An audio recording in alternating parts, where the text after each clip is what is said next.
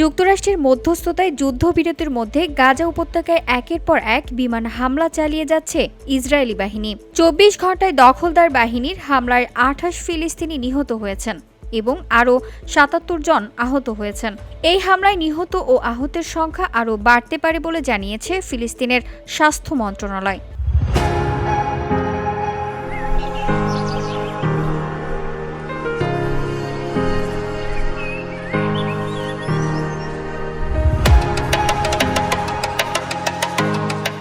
বুধবার ১৯ নভেম্বর সকাল থেকে ৩টি স্থানে ব্যাপক বোমাবর্ষণ করে ইসরায়েল।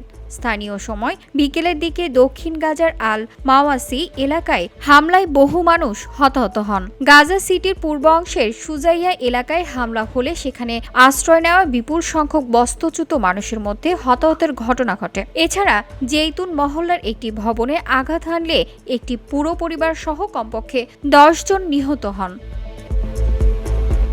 এ ঘটনার হামলায় পাল্টাপাল্টি অভিযোগ করেছে ইসরায়েল ও হামাস। ইসরায়েলি সামরিক বাহিনী জানিয়েছেন, খান ইউনুস এলাকায় তাদের সেনাদের উপর গুলি চালানো হলে তারা পাল্টা হামলা করতে বাধ্য হন।